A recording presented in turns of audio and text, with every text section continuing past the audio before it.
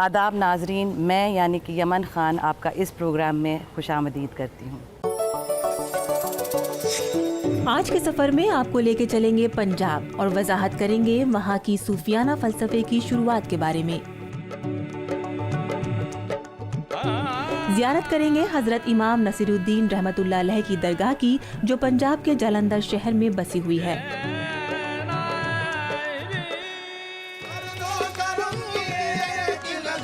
डूबेंगे हज़रत अहमद फ़ारूक़ी सरहिंदी रहमतुल्लाह अलैह के कलाम की चाशनी में और तफसील जानेंगे उनके सूफियाना फ़लसफ़े के बारे में।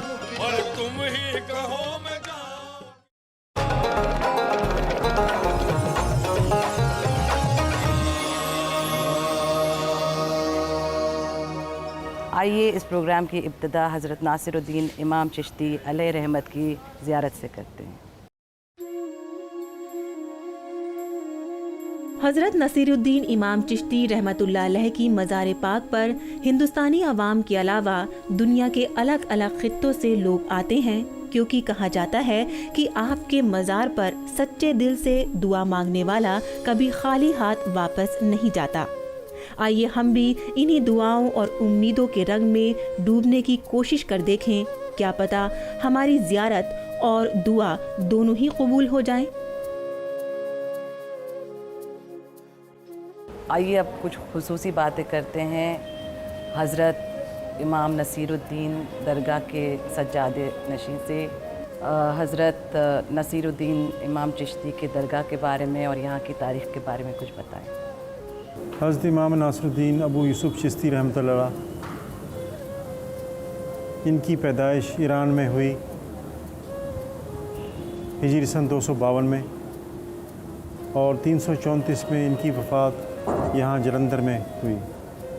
हज़रत इमाम नसीरुद्दीन अबू यूसुफ़ चिश्ती रहमतुल्लाह अलैह सूफ़ी बुज़ुर्ग, इनके बारे में बहुत से वाक़ा हैं कि यहाँ पर कफ़न चोर हुआ करता था, जिसका काम कोई मुर्दा मरता था उसका कफ़न चुराता था और दूसरी जगह बेच देता था। इमाम साहब के पास भी लेकर आए, इमाम साहब ने उसको समझाया लेकिन वो बाज़ नहीं आया। तो इमाम साहब के कुछ मुरीद थे, उनको इमाम साहब ने कहा आप ऐसा करो, कब्र तैयार करो और मुझे कफ़न में लपेट के दफन कर दो। तो उनके मुरीद बोले इमाम साहब ये क्या कह रहे हैं आप। उन्होंने कहा कि ऐसा है, मैं आपको एक राज की बात बताता हूँ। मेरे पास एक ऐसा वजीफ़ा है जिसकी वजह से मैं 15 दिन तक अपना सांस रोक लेता हूँ। ये बात मैं आप लोगों को बता रहा हूँ और किसी को नहीं बताना, और शहर में ढंढूरा भी कर दो ताकि कफ़न चोर को पता लग जाए।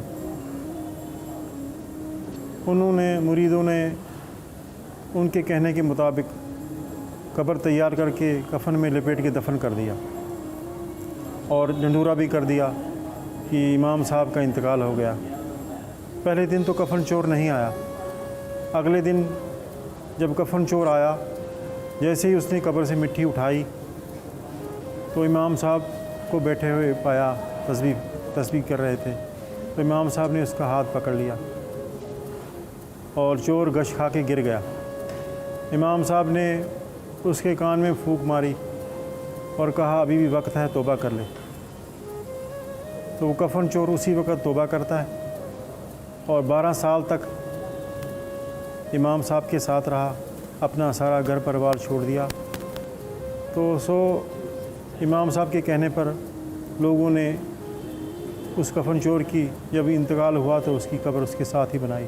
हज़रत हमें ये बता पाएंगे कि हज़रत इमाम नसीरुद्दीन चिश्ती अलैह रहमत और उनकी तरह कई बुज़ुर्गान दीन जो हिंदुस्तान में कई बरस से, कई सालों से यहाँ पे हैं, भाईचारगी को कायम रखने में उनकी क्या तालीमात रही हैं।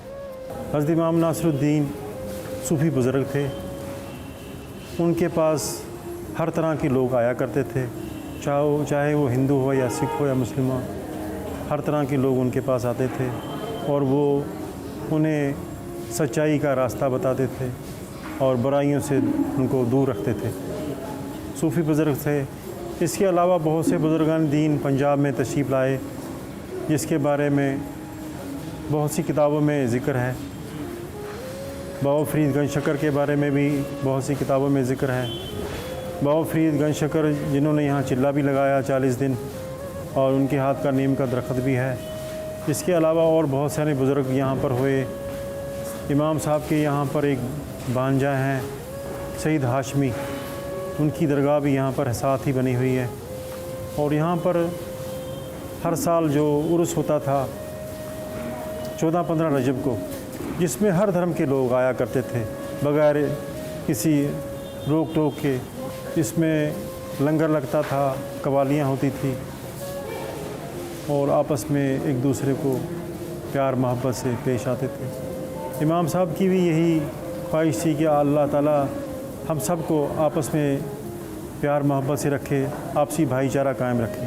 और हम भी ये दुआ करते हैं कि अल्लाह ताला जैसे सन 47 से पहले आपस में प्यार मोहब्बत था, और उसी तरह इंशाअल्लाह फिर उसी दौर में हम आ रहे हैं और इसी तरह आपस में प्यार मोहब्बत बना रहे। नासिर साहब, आपका बहुत बहुत शुक्रिया कि आपने अपना कीमती वक्त निकाल के हम लोगों के साथ में आप जुड़े। नाजरीन, कहीं जाइएगा नहीं, हम अभी हाजिर होते हैं एक कलाम के साथ। वक्फे के बाद पेश नज़र करेंगे मशहूर कव्वाल हामिद साहबी निज़ामी साहब एक खूबसूरत कलाम।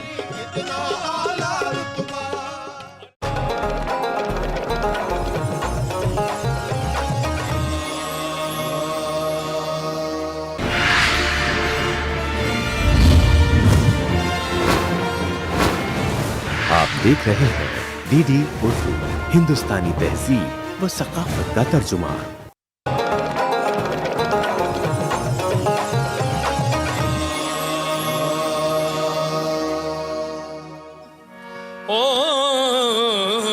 कर दो करम की एक नजर, कर दो करम की एक नजर, इमाम नसीरुद्दीन। कर दो करम की एक नजर, इमाम नसीरुद्दीन।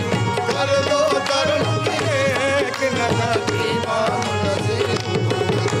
कर दो करम की एक नजर, इमाम नसीरुद्दीन। कर दो करम की एक नजर, इमाम नसीरुद्दीन। कर दो करम की एक नजर, इमाम नसीरुद्दीन। कर दो करम की एक नजर, इमाम नसीरुद्दीन। कर दो करम की एक नजर, इमाम नसीरुद्दीन। कर दो करम की एक नजर, इमाम नसीरुद्दीन। तुम ही कहो मैं जाऊं किधर, तुम ही कहो मैं जाऊं किधर, और तुम ही कहो मैं जाऊं किधर, इमाम नसीरुद्दीन। तुम ही कहो मैं जाऊं किधर, इमाम नसीरुद्दीन। तुम ही कहो मैं जाऊं किधर, इमाम नसीरुद्दीन।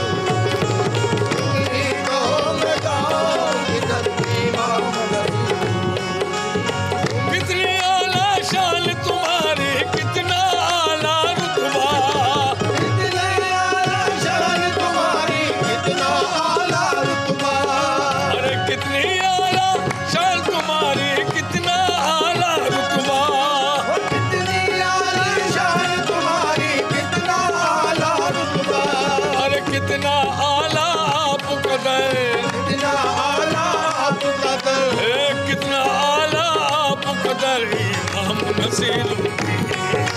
कितना आला आप कदर, इमाम नसीरुद्दीन। ओ कितना आला आप कदर, इमाम नसीरुद्दीन।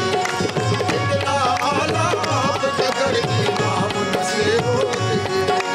कितना आला आप कदर, इमाम नसीरुद्दीन। कब से बैठा हूँ चौखट पे आस लगाए मैं भी, कब से बैठा हूँ चौखट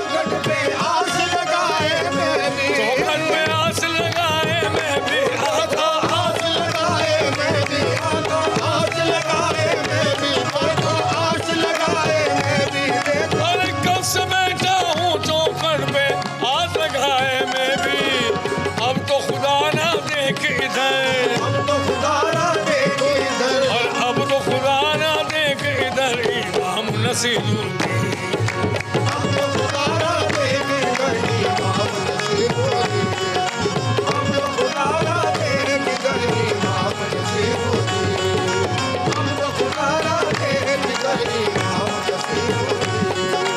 अब तो खुदा ना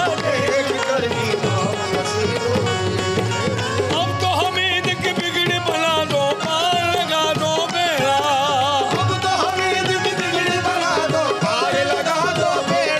आका पार लगा दो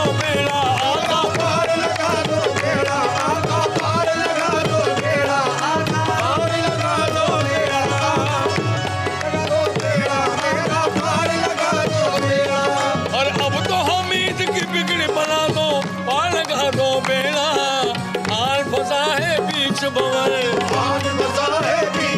ये तो हाल फंसा है बीच बवर इमाम नसीरुद्दीन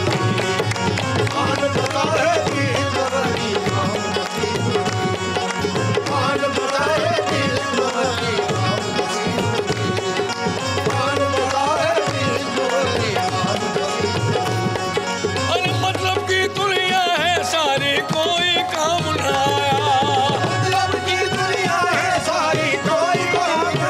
ओ आगा कोई काम न आया आगा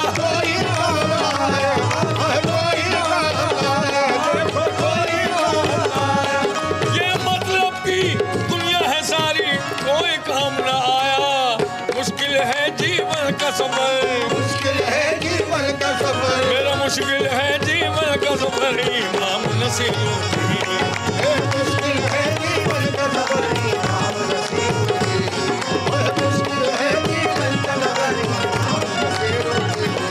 अरे अब तो हमीद की बिगड़ी बना दो पार लगा दो बेड़ा आका पार लगा दो बेड़ा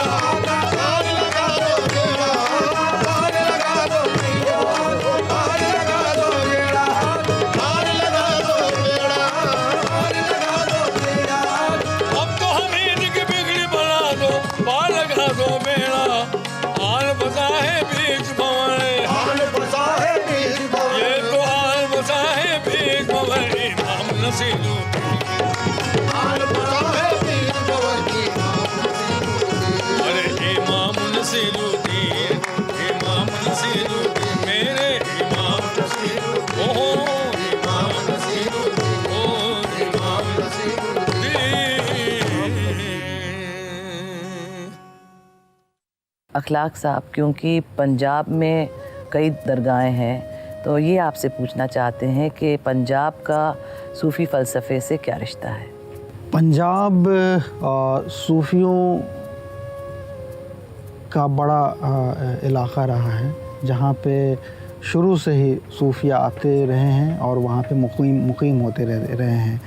जो पहले सूफ़ी जो पंजाब में आए हज़रत दाता गंज बख्श, जिनका मकबरा लाहौर में है, और जब हज़रत ख्वाजा मोइनुद्दीन चिश्ती रहमतुल्लाह अलैह हिंदुस्तान की तरफ आ रहे थे तो उनके मकबरे के पास उन्होंने चिल्ला कशी की थी। उसके बाद भी ये इस पूरे इलाक़े में सूफ़ियों का के असरात रहे। सूफिया वहाँ पे जाके बसते रहे और लोगों में रुश्द व हिदायत का काम करते रहे। एक अहम सूफ़ी जो बाद में हज़रत ख्वाजा फ़रीदुद्दीन गंज शकर रहमतुल्लाह अलैह जब पंजाब में गए हैं और अजोधन जो अब पाकपटन कहलाता है वहाँ पे जाके जब बसे हैं तो न सिर्फ़ ये कि उन्होंने रूहानी तौर पे लोगों को मुतासिर किया, लोगों को लोग उनसे फैज़याब हुए, बल्कि उन्होंने वो पहले शख्स हैं ग़ालिबन जिन्होंने पंजाबी में शायरी की और वहाँ की मकामी ज़बान ज़ाहिर पंजाबी थी, उस ज़बान में उन्होंने शेर कहे और अपने पैगाम को लोगों तक आम किया। और यही वजह है कि ख़ुद गुरु ग्रंथ साहब में भी बाबा फ़रीद का कलाम देखा जाता है और मिलता है, और उनके यहाँ भी उनकी तालीमात के बड़े असरात हैं। बुल्ले शाह बाद में हुए हैं और बुल्ले शाह ने का कलाम आज भी घर घर में मकबूल है, पढ़ा जाता है और लोग उससे फ़ायदा उठाते हैं। और बुल्ले शाह की खूबी ये है कि बुल्ले शाह ने तसव्वुफ़ के नाम पे जो लोग ढोंग करते थे या जिनके यहाँ रिया थी, जो मुखलिस नहीं थे अल्लाह के इबादत को लेकर या तसव्वुफ़ को लेकर, उनकी भी उन्होंने नक़ाब कुशाई की है और इस हवाले से भी उनका कलाम जाना जाता है और वो पंजाबी शायरी में उनका बड़ा अहम मकाम है। और भी लोग गए हैं। हज़रत शेख सरहिंदी रहमतुल्लाह अलैह पहले दिल्ली में हज़रत बाक़ी बिल्लाह के साथ रहे, बाद में वो सरहिंद में जाके मुक़ीम हो गए। वो एक बड़े बुज़ुर्ग हैं जिन्होंने तसव्वुफ़ में के हवाले से जो मबाहिस चल रहे थे, जो इख्तलाफात थे, उसको ख़त्म करने में और जो गलतफ़हमियाँ थीं उसको ख़त्म करने में उनका बड़ा अहम रोल रहा है।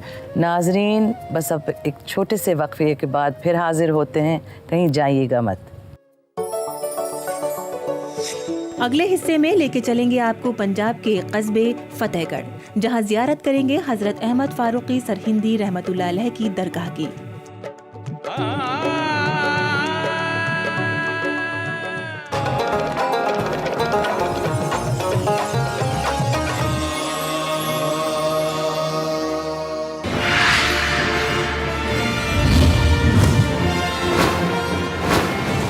आप देख रहे हैं डीडी उर्दू, हिंदुस्तानी तहजीब व सकाफत का तर्जुमा।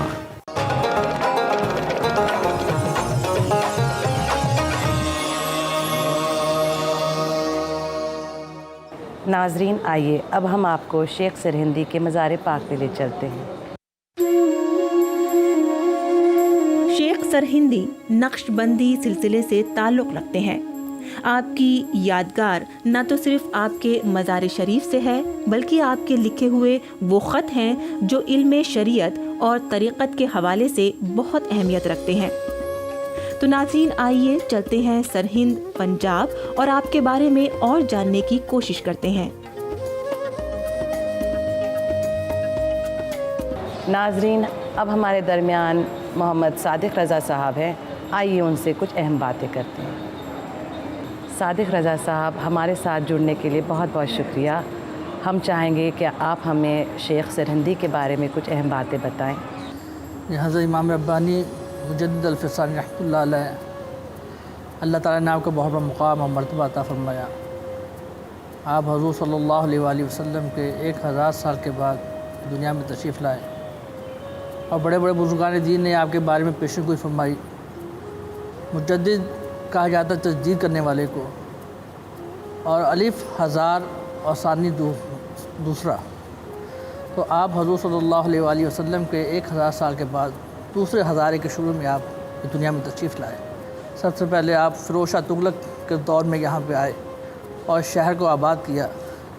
इस शहर का जो बनना जो था, फ़िरोज़ शाह तुगलक के दौर के अंदर लाहौर से दिल्ली काफ़िला जा रहा था, तो इस जगह पे काफ़िले का क़याम हुआ।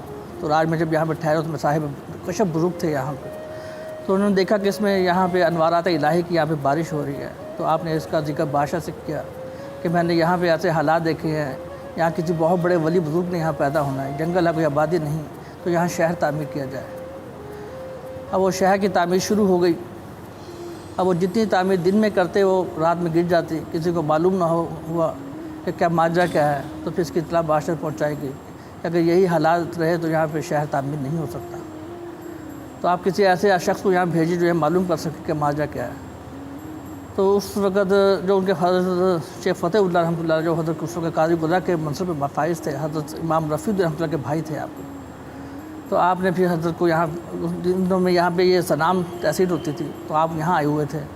तो आपसे फिर कहा गया कि आप वहाँ जाइए, सरन जाए और जाके मालूम करें कि क्या माजरा क्या है। जब आप यहाँ पे तशरीफ़ लाए तो आपने देखा कि बहुत से लोग काम कर रहे हैं। तो उन्हीं में एक बुज़ुर्ग थे हज़रत बुल्ले शाह कलंदर रहमतुल्लाह अलैह, आप भी उसी में मजदूरी कर रहे थे। तो उस वक्त ये होता था कि बेगार के अंदर लोगों को पकड़ लिया जाता था, बेगार में पकड़ के लोगों को काम पे लगा दिया जाता था। तो हज़रत बुल्ले शाह कलंदर रहमतुल्लाह अलैह को आपको बेगार के अंदर पकड़ के ले आए और काम पे लगा दिया। तो आप तवज्जो फरमाते थे, जितना दिन में काम होता था रात में गारा, मिट्टी, ईंटें सब अलग अलग हो जाती थी।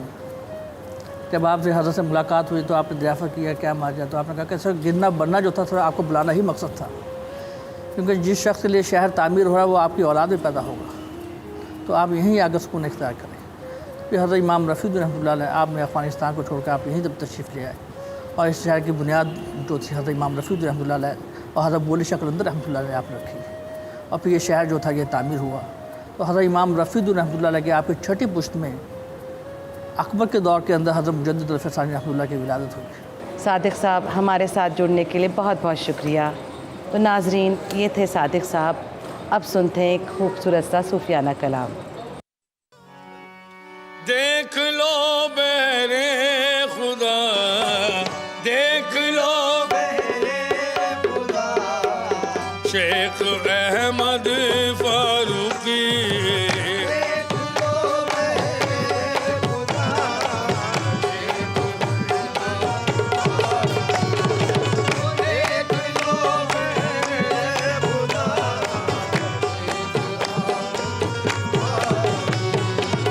देख लो बहरे खुदा, शेख अहमद फारूकी। देख लो बहरे खुदा, शेख अहमद फारूकी।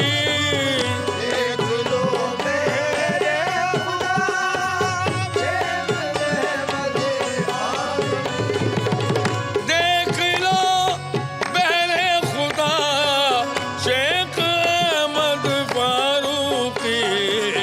कब से हूँ दर पे खड़ा, कब से हूँ दर पे खड़ा, शेख अहमद फारूकी।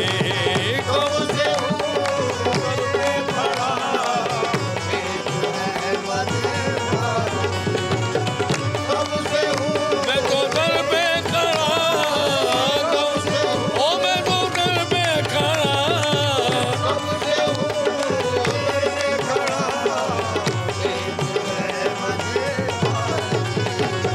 मेरे सब्र की इंतहा हो गई है, सब्र की इंतहा हो गई है, सदा देते देते सुबह हो गई है। कब से घर पे खड़ा, शेख अहमद।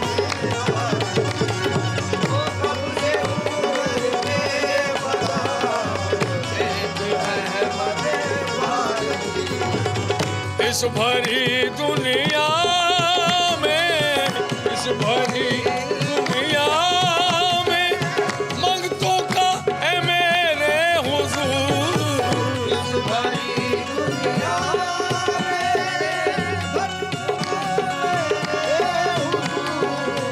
इस भरी दुनिया में मंगतों का है मेरे हुजूर। बस तुम ही हो आसरा, बस तुम ही हो आसरा, शेख अहमद फारूकी। बस तुम ही हो आसरा, शेख अहमद फारूकी। बस तुम ही हो आसरा, शेख अहमद फारूकी। दर बदर जो ठोकरे खाता फिरा है उम्र भर। दर बदर जो ठोकरे खाता फिरा है, दर बदर जो ठोकरे खाता फिरा है उम्र भर।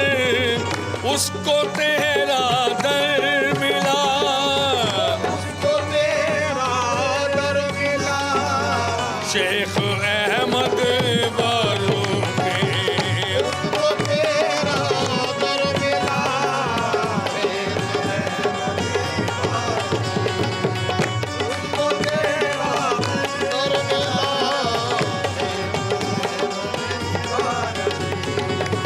आपके कदमों में कट जाए मेरी जिंदगी।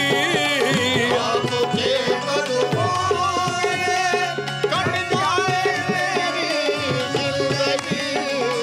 आपके कदमों में और कट जाए ये मेरी जिंदगी। कब से है ये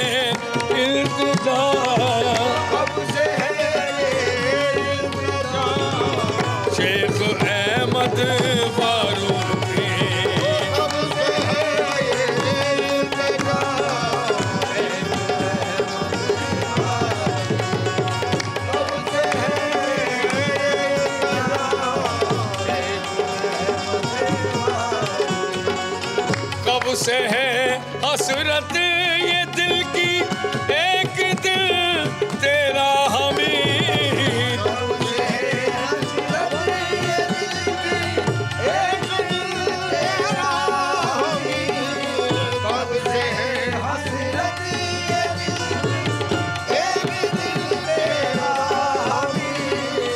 कब से है हसरत ये दिल की एक दिल तेरा हमीद, देख ले रोजा तेरा, रोजा तेरा शेख अहमद फारूकी,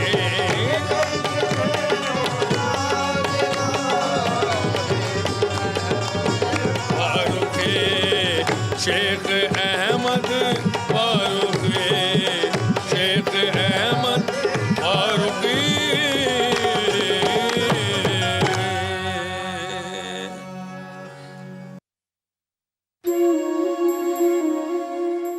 नाज़रीन, जैसा कि आपने हमारी आज की किस्त में देखा कि पंजाब की रियासत सूफ़ी शख्सियतों से सराबोर रही है।